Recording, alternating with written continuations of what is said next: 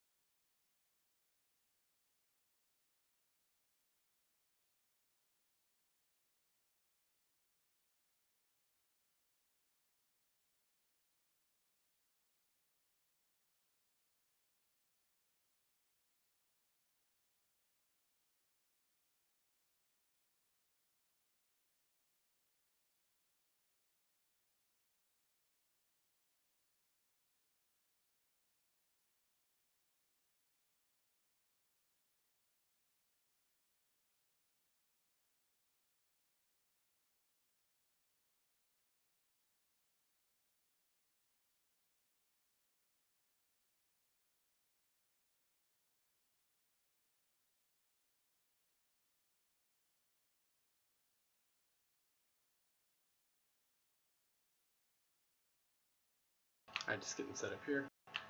If you're watching the stream, I'm going to be doing classes all day, and I got some other people to do some things. I think we've got some capital training on CC that I'll try to get some in the stream.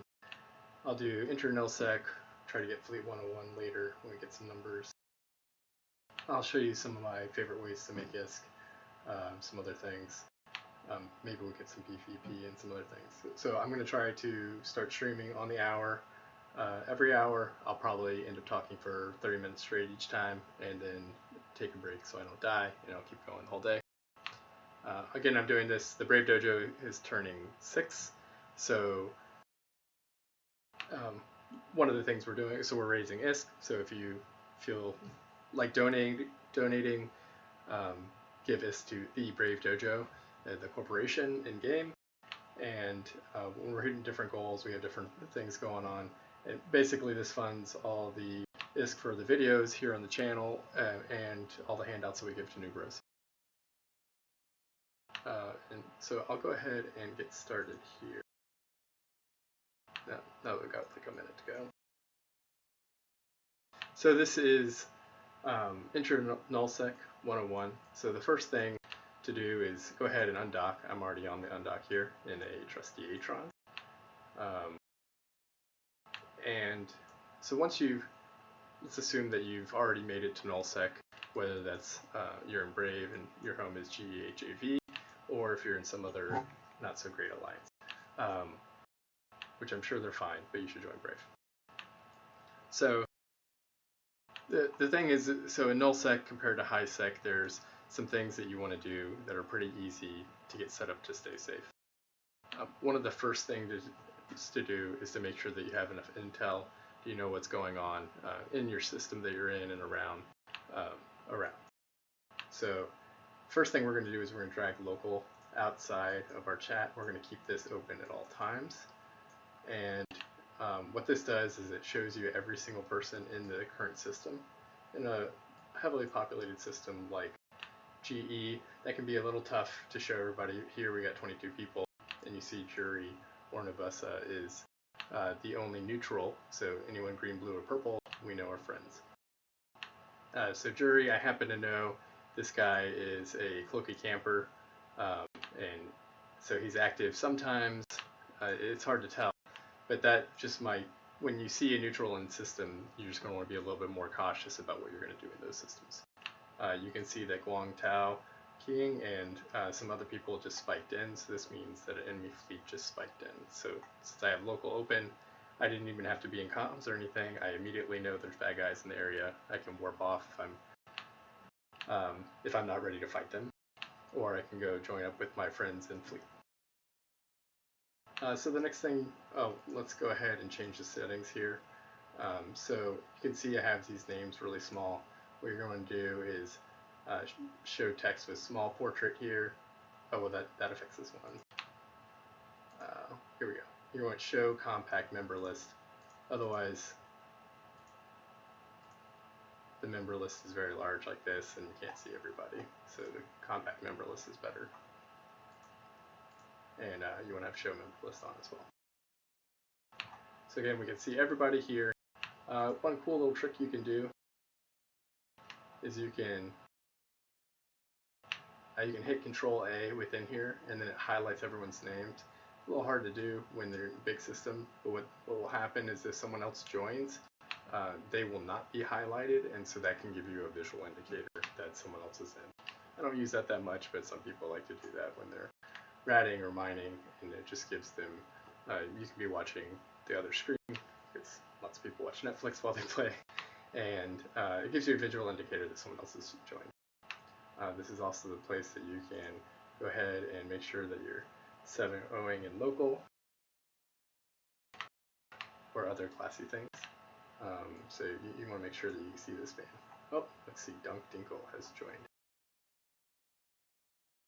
Alright, so we have local open. Next thing we want to do is we want to make sure we have a good overview set up. You can see here that I have what's called the ZS overview, and to get that, what you want to do is you want to join the ZS overview. So you kind of have to come over here to chat channels. I think this is the default, but you can also get over here to from E, the hamburger menu, Neocom, social, chat channels. So then you want to join I have to type and hold my comms buttons, the ZS overview channel.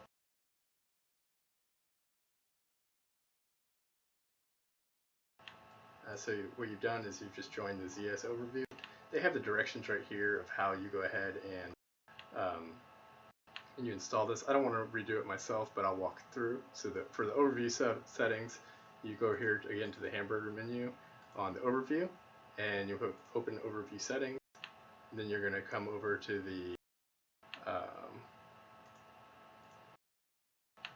go to the MISC tab here, and you want to say reset all overview settings. I'm not going to do that. Then once you've done that, you come down here, you just click on this, and that loads the core, and then you can pick a layout. I prefer this layout here. I also like this PVX1. I think this is the one I use. So what that does is it gives you some additional tabs for PvE and PvP. Player versus player, player versus environment. Then you also might, if you like to mine, you're going to want to add an overview tab for mining. So what you do there is you come here, overview tabs, you can just type in whatever, and you can come down here and select mining. So that's what I do for a mining tab. I also have an all tab that shows everything. That's nice for looting and being able to warp off and other things. Okay, so that is the ZS overview. Once we have that. Hey Galen, this is an intro class. I'm streaming right now. It's on the YouTube channel.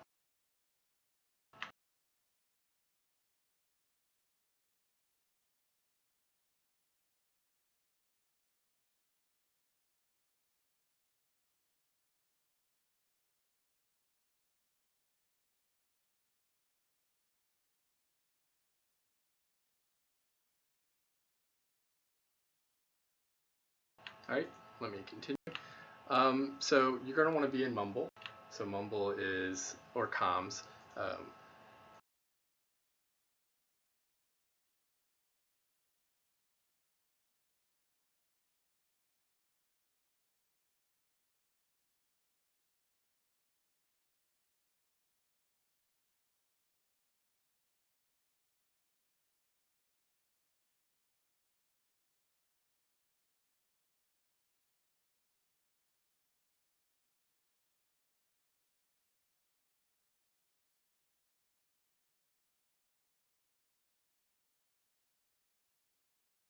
Are Intel channels. So just like we joined the ZS review, you go to the chat channels here, you type catch, and you join that. And what happens here is everyone displays, if they see somebody bad come into the system, then they go ahead and put their name in here. If they know their ship and what system they're in, they type it out. So you can see a few examples in the history here. So this gives you a chance to know who's coming a few systems over. There's actually a website called intelmap.xyz. Oh, you can't hear me on stream? That's not good. Oh, you can, okay.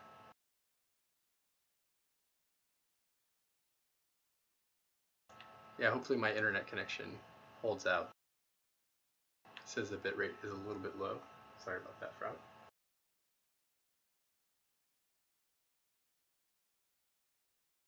I wonder if it's because, no, I don't know why you couldn't hear me. All right, so what's next?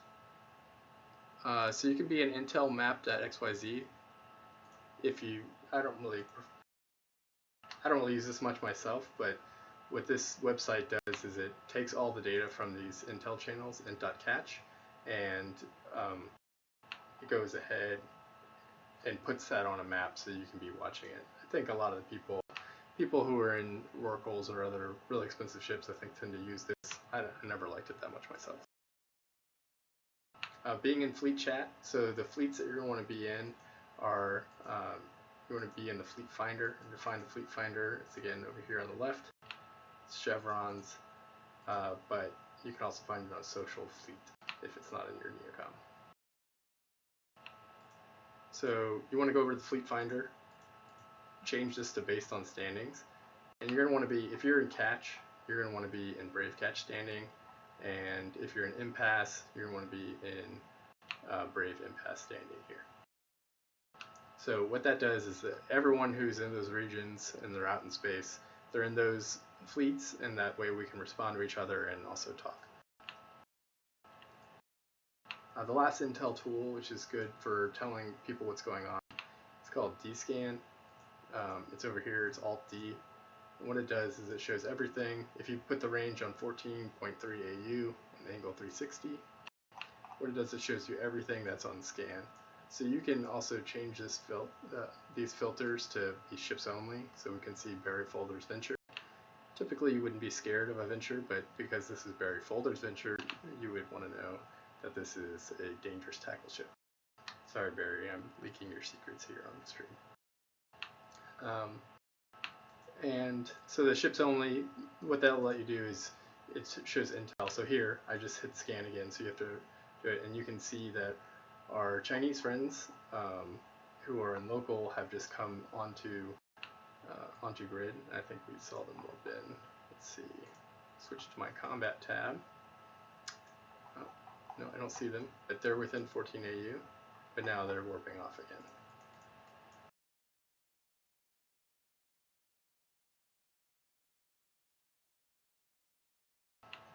Okay, so let's talk about staying safe on the undock and things like that.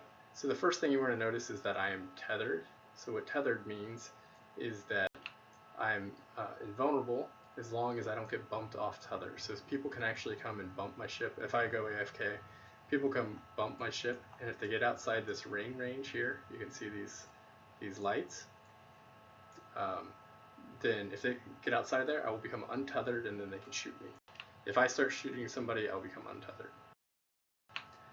Certain things affect if you can be tethered or not.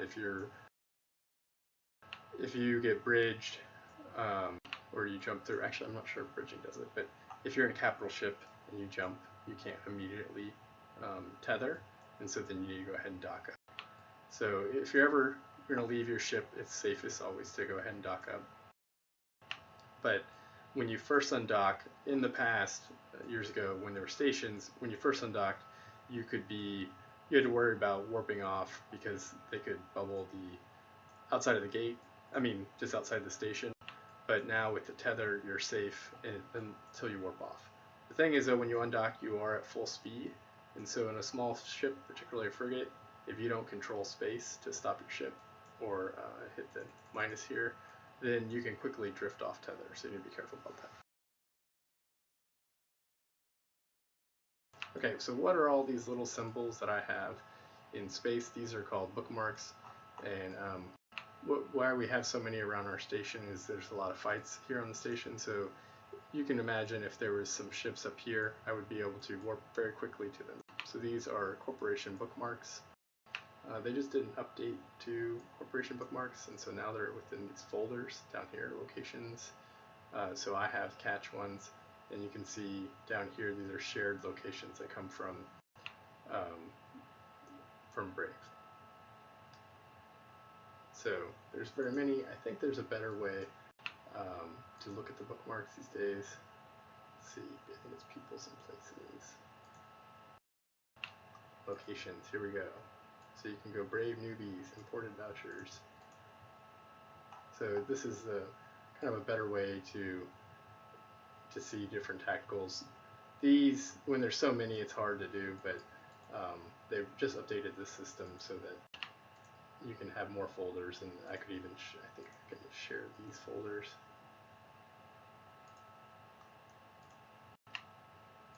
We'll have to figure out how to do that another time. Okay, so how do you make a safe? So when you're going to do things in systems, it's good to be able to warp off to a safe.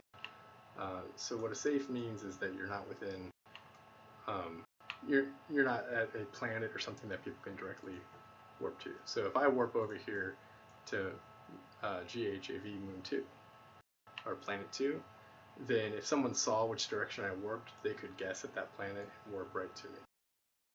But if you leave a bookmark by hitting Control B between two things that you're warping to, and then warp to that in the future, then they won't have an easy way to warp to you. So now I'm going to warp over here to Planet 3.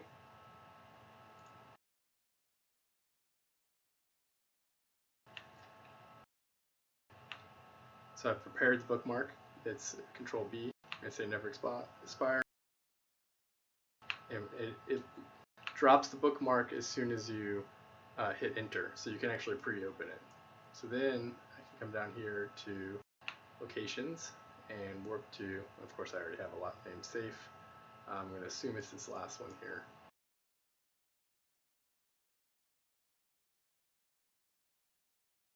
Yeah, it looks like that was good.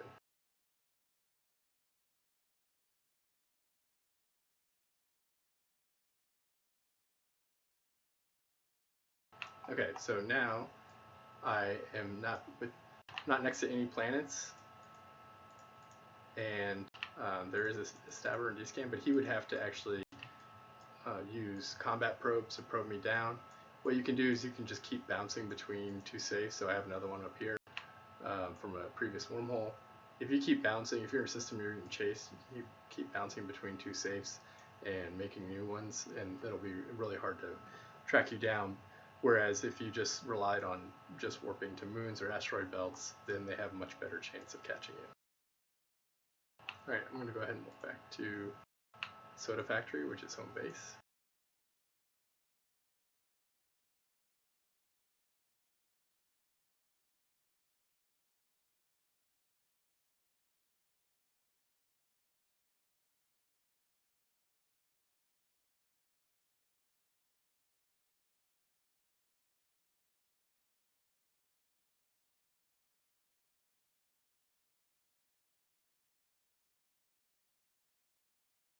So that was just a really brief intro to Nullsec.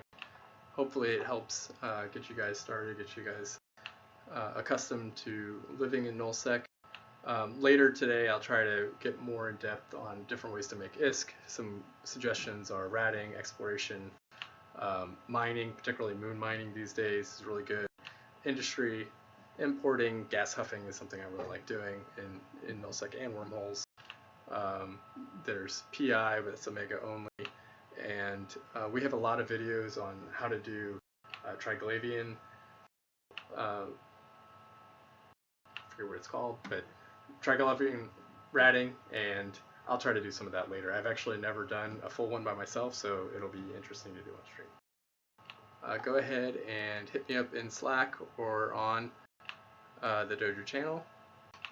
Indie Bros telling me something. I'm going to stop the stream for now, and if this didn't work out, we'll figure out something later.